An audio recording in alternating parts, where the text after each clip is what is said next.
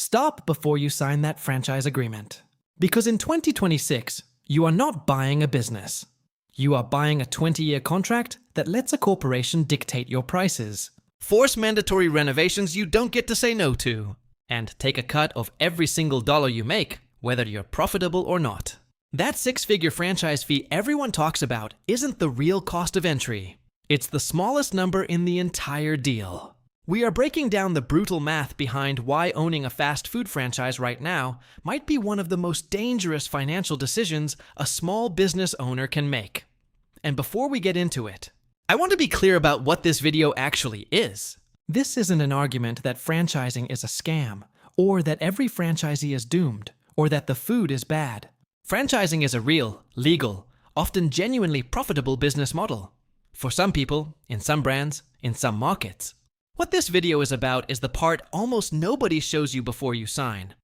The actual structure of the deal, the real total cost, and why so much of the risk sits on one side of the table, while so much of the control sits on the other. So let's open the actual agreement.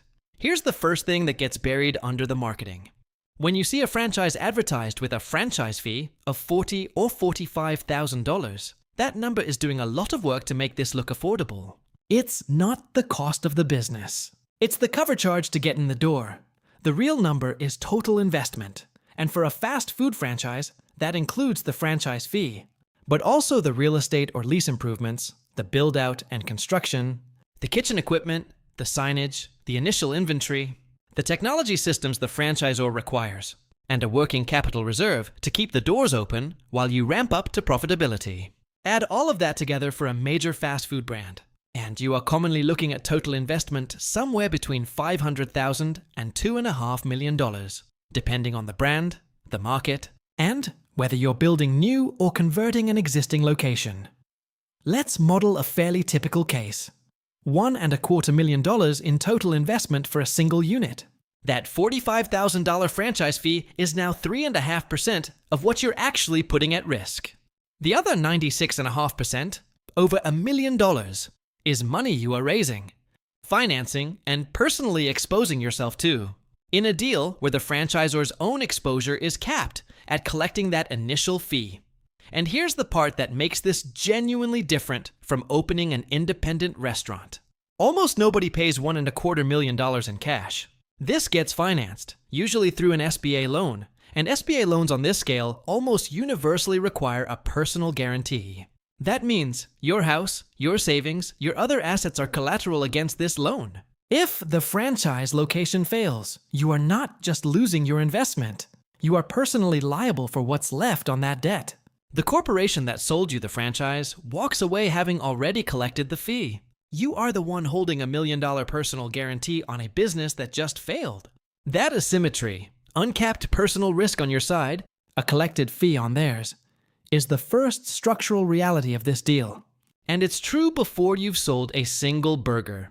Now let's talk about what happens once you're actually open, because the fee structure doesn't stop at the franchise fee. It just changes shape.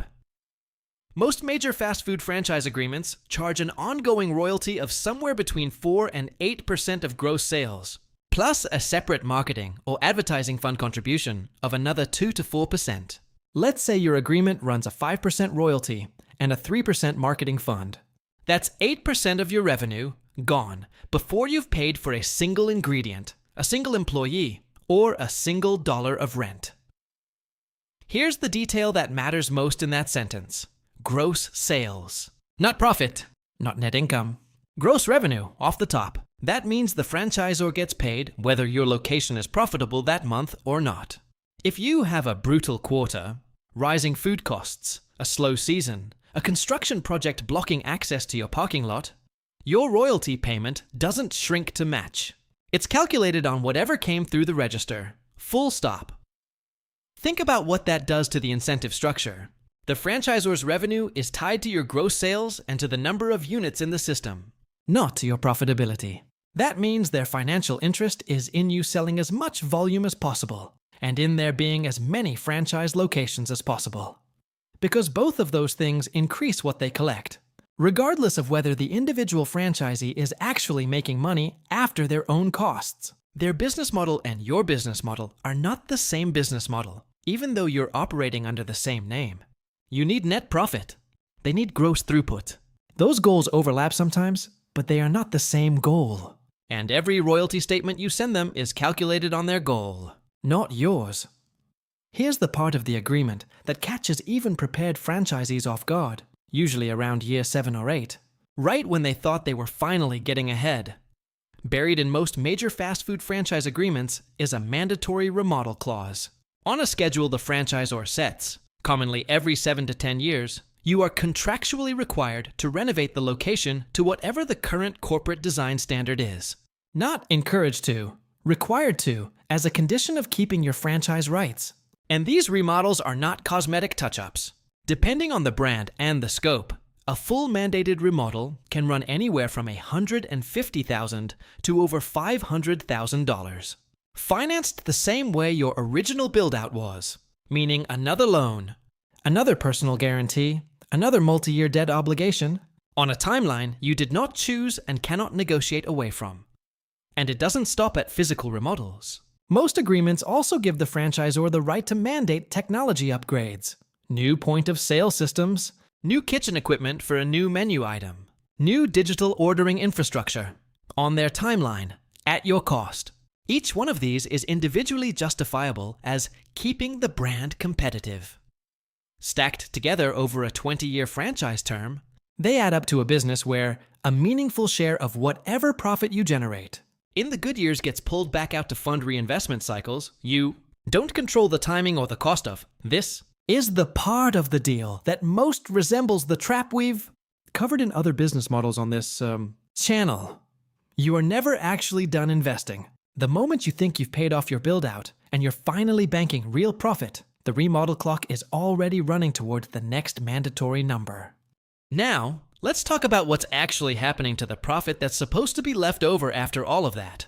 Because the margin environment in 2026 is worse than it's been in years, and it's being squeezed from every direction simultaneously. Quick service restaurant net margins are commonly cited in the mid-single digits. Call it 3 to 6% in the current environment. And that's for units that are running well. That's already a thin number. Now layer in what's compressing it further. Labor costs have been climbing steadily, driven by minimum wage increases across a growing number of states and municipalities. And labor as a percentage of revenue in fast food has been trending upward, commonly now sitting in the range of 28 to 35% of revenue, depending on the market. That's not a cost you can walk away from. You need bodies on the line to run the kitchen and the register. And in tight labor markets, you're often paying above minimum wage anyway, just to keep the positions filled. Commodity costs, beef, chicken, cooking oil, packaging, have remained elevated and volatile, meaning your cost of goods sold doesn't sit still the way a 5-year business plan assumes it will. And then, there's a cost that didn't even meaningfully exist a decade ago at this scale. Delivery platform commissions. If a meaningful share of your orders come through third-party delivery apps, and for most fast food locations in 2026, that share is significant. Those platforms are commonly taking 15 to 30% of the order value as their commission. That's revenue that touches your register and immediately leaves again before it ever becomes your money. Now put it together. Royalty and marketing fund at 8% off the top. Labor at 30%. Commodity costs elevated and unpredictable. Delivery commissions eating 15 to 30% of a growing share of your orders. Rent, insurance, utilities, and debt service from your original build-out and your eventual mandatory remodel still due every month regardless of how any of this shakes out. The 3 to 6% net margin isn't the floor. On a bad combination of these pressures hitting at once, it's the ceiling.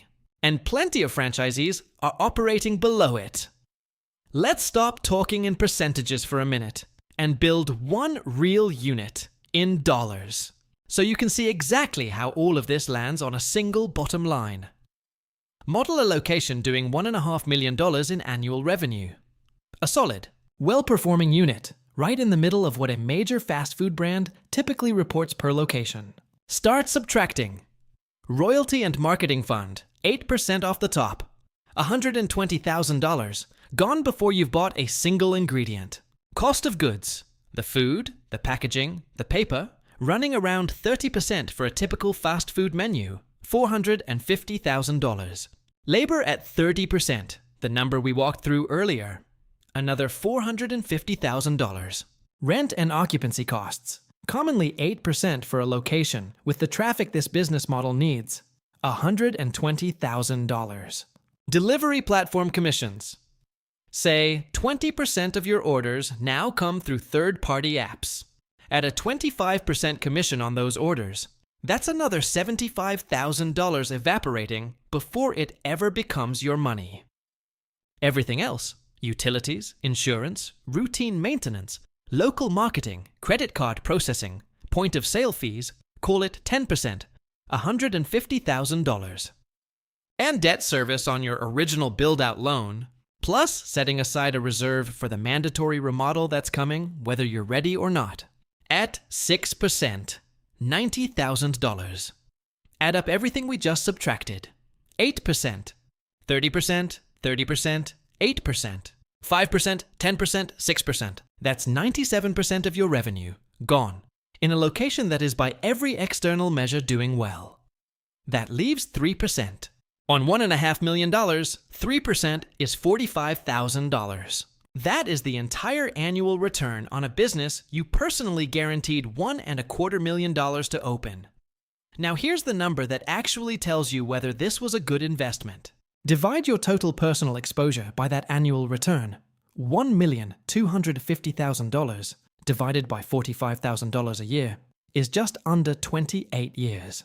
28 years to earn back. Not profit on top of, just earn back. The money you personally guarantee to get into this business, at a margin that assumes nothing goes wrong.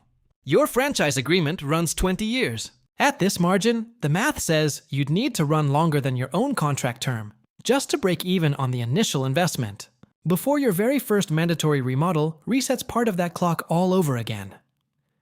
This is the number that never shows up in a Discovery Day presentation.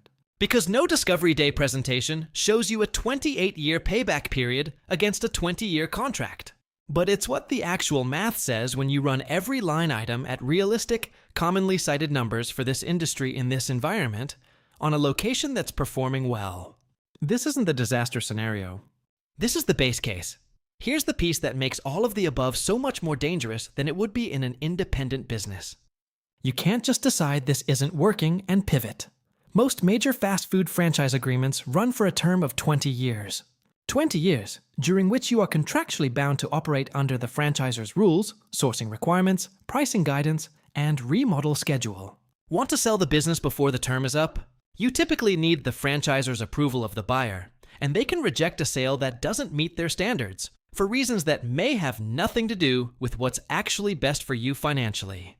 Want to sell your recipe, your customer relationships, your goodwill built up in the community? You don't own most of that in any transferable sense. The brand does, and your rights to operate under it end when your agreement ends or gets terminated. And at the end of that 20-year term, there is often no guaranteed right of renewal. The franchisor can decline to renew your agreement, sometimes for reasons entirely within their discretion. And when that happens, you don't get to keep running the location under a different name with the customer base you spent 2 decades building.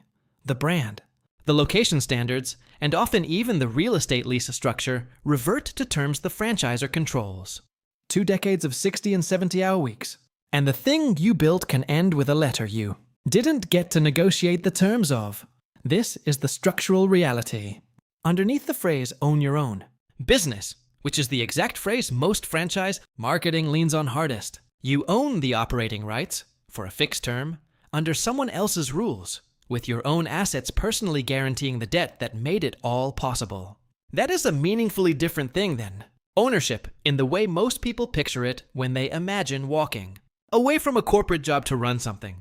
That's actually theirs. So here's where this actually lands. The pitch behind franchising is a proven system: corporate support, brand recognition, and a faster path to profitability than starting something from scratch. And for the right person, in the right market, with the right brand, that pitch can be real. But look at what that pitch requires you to accept in exchange, and it inverts into something much less appealing than it sounds in the Discovery Day presentation. You take on total investment north of $1 million in many cases, personally guaranteed against your own assets. You pay 8% of gross revenue back to the franchisor before you've covered a single one of your own costs, on a payment schedule that doesn't care whether you had a good month. You are contractually obligated to reinvest hundreds of thousands of dollars on a remodel cycle you don't control, roughly once a decade, for the life of a 20-year agreement.